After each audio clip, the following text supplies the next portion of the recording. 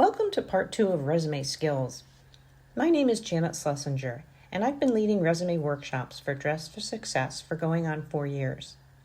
This video is part of a new resource called Keys to Success, which offers ongoing tools for professional development. Keys to Success supports the Dress for Success Palm Beach's mission to empower women to achieve economic independence. In the last video, part 1 of Resume Skills, you learned how to build a resume that will pass the application tracking system filter and concisely highlight your skills and accomplishments to catch the eye of the hiring manager. The objective of today's session is to help you take your resume from good to great. So let's get started. You'll remember Tanya from part 1 of this video. This is her resume and the office assistant position that she's so excited about. We're going to dig deeper into the skills and qualifications and the accomplishment sections. They're the most challenging parts of building a resume, but also the sections where you can shine. Let's start with the skills and qualifications.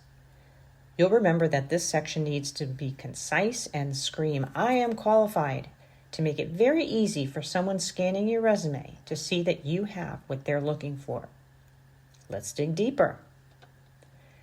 Job qualifications may be a specific skill, like data entry or being bilingual. They can also be qualities such as being organized or detail-oriented. Some jobs also require education or certification as job qualifications. Skills are developed by doing, and even if you don't have much job experience, you all have life experience. Because of that, you all have skills. Be deliberate and powerful when stating your qualifications. A trick for doing that is by combining a hard skill and a soft skill, such as code medical procedures with a high degree of accuracy. Be sure to mirror the words and phrases of the job description. You know you're determined, and that's what makes you able to multitask in a fast-paced environment, which is what the job calls for. When thinking about your skills, don't sell yourself short. You may think you lack a required skill, but you may also have transferable skills. My favorite example is waiting tables in a restaurant. If you are a waitress, you've developed many more skills beyond taking orders and serving food. You most likely have great customer service skills, time management skills, sales skills, and teamwork. These skills would transfer to other jobs that you can also do.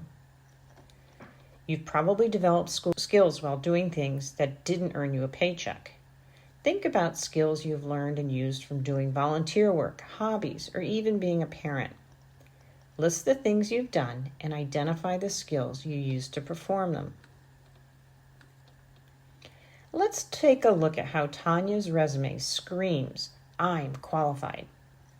For each requirement or qualification from the job description, the resume has a corresponding skill. The skills are roughly the same order as the job description. Some job descriptions have a long list of requirements. Still apply for the job if you're missing a few. Excellent. Tanya has the skills that make her a great candidate for the job. But shouldn't she provide some proof? That is what the accomplishment section is all about. Does the resume prove Tanya has the skills she says she does?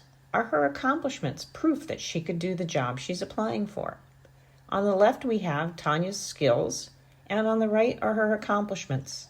She says she's organized, and sure enough, she's organized storage space and inventory. She can multitask, assisting customers in person and on phone, all while ensuring customer satisfaction. She claims she's proficient in Microsoft Office, and yes, she has the accomplishments of using Office to convert inventory records and prepare contracts. For each of Tanya's listed skills, she provides proof through her accomplishments. A car statement is a great way to state an accomplishment.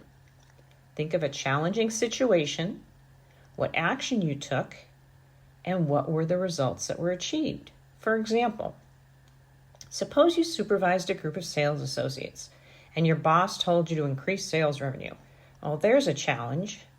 You decided that you would set daily goals for your associates and put into place some incentives.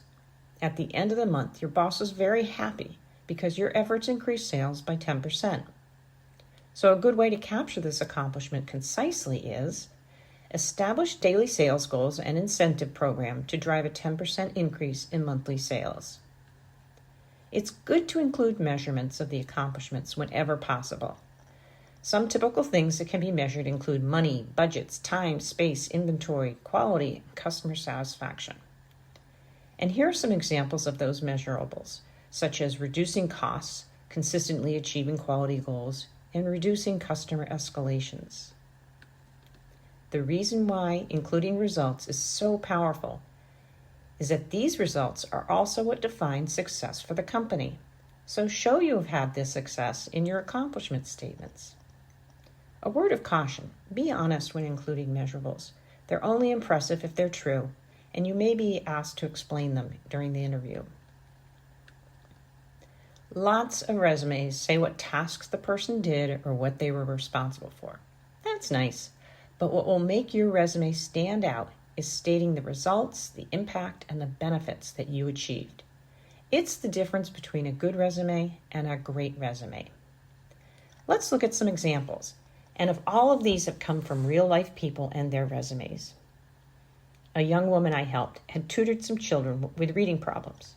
But when I asked her about the kids, she lit up because she did more than help tutor the kids. She helped them fall in love with reading. Her revised accomplishment statement says so much more about the value she added. Filing office paperwork is very activity-oriented. Ask yourself why the filing of paperwork is important, the why. That often reveals the true accomplishment, which was to provide organization and faster access to information. How could you rewrite answered and routed phone calls to focus on the accomplishment? Pause here if you'd like to give it a try. The revised accomplishment statement makes it clear that you know how to do the job well and the value you add. If you have experience organizing store merchandise, what was the result and the why that was important to the company? Pause here to try writing a better accomplishment statement. The activity may have been moving stuff around or cleaning stuff up, but the value was to make the store more attractive to shoppers so they can buy more stuff. But wait, there's more. One woman who I helped with her resume worked in a bridal shop. What made the job interesting and challenging was having to deal with bridezillas and their mothers, which makes what she did that much more impressive. If watching children at a daycare center was the activity, what's the accomplishment? Pause here to give it a try. There's a lot more than watching kids. By expanding on how you did the job and the outcome, you show how capable you are and understand what matters. If you've performed cashier duties, I bet there was more to the job that was important and valuable. Pause here to try and write a better job statement. Including warmly welcomed customers says you so understand that your job has an impact on the customers. And that is something a prospective employer wants to hear. And my favorite example? Being a waiter. What made you really good at the job? Pause here and give it a try. This accomplishment statement shows you value the customer and are good at keeping things moving. Well, thank you for joining me today. I hope you know how to take your resume from good to great by aligning your skills to the job description and creating strong accomplishment statements that prove you'll be great at the job. I also hope that in the process of writing powerful and deliberate skills and focusing on accomplishments rather than activities, that you'll discover that you have a lot to offer. You have so much to offer, so let that boost your confidence and your motivation to complete your job search. Please access the Virtual Career Center on the Dress for Success website for additional resources and information, including other helpful videos. On the website, you can also schedule a session with a career coach for one-on-one support. Thank you.